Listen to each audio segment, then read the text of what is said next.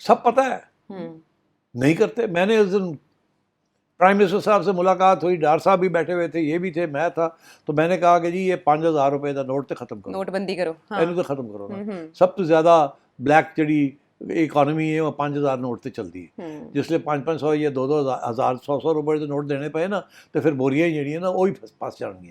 تو ہاں very good idea, very good idea. ذرا پوری میں نے بحث کی, very good idea.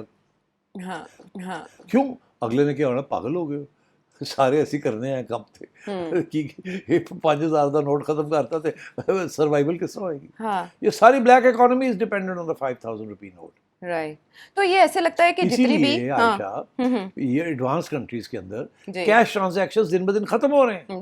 Every thing is called, is electronic, is all accounted. Cash less economy, documented economy جو پاکستان میں. تو یہ ڈاکیومنٹڈ اکانومی کیسے ہوگی until unless you finish of this cash.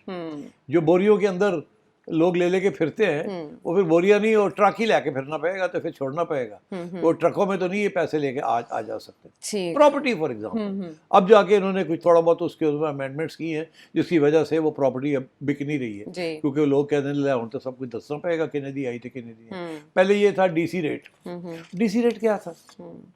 جو مارکیٹ ریٹ تھا اس سے آدھا تھا ڈی سی ریٹ. تو سارے ڈی سی ریٹ پہ جا کے اپنی رجسٹری کرا لیتے تھے. ان کو بھی پتا تھا, ان لینے والے کو پتا, دینے والے کو پتا, گورنمنٹ کو پتا, ڈی سی کو پتا, پھر بھی ڈی سی ریٹ بنائے ہوئے. تو اب جا کے ان کو تھوڑا سا اپ گریڈ کیا. جیسے ہی اپ گریڈ کیا, اب لوگ کہتے ہیں ہونا سی کس طرح رجسٹریشن کرائیے, یہ تو 5 کروڑ کا پلاٹ ہے.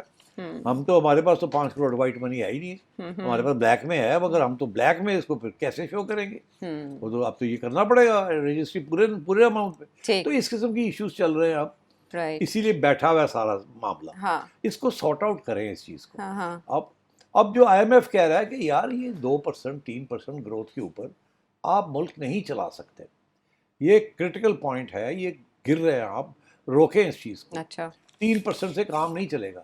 ابھی خبر آئی ہے کہ انڈیا کی لیٹسٹ اسٹیٹسٹکس 8%, 8.1% کا ریٹ اس دفعہ انڈیا دکھا رہا ہے. It's the fastest growing economy in the world. یہ ان کو مل گیا ہے انعام فرام دی انٹرنیشنل کمیونٹی. اور یہاں یہ ہے کہ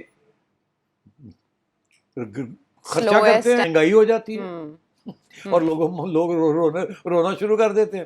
اور اگر روک دیں ڈیولپمنٹ تو انمپلائمنٹ بڑھنی, بے روزگاری بڑھنی شروع ہو جاتی ہے. اچھے انڈیکیٹرز جو حکومت شو کرتی تھی وہ تو انفلیشن میں کمی, پھر جو انٹرسٹ ریٹ ہے اس میں کمی کو وہ کہہ رہے تھے کہ ہم نے ڈیفالٹ سے بچا لیا, ہم نے یہ کام کیے ہے, کسی نہ کسی حد تک تو پاکستان کو سیو کیا. ڈیفالٹ سے بچایا بیکاز آف ڈیٹ. رائٹ.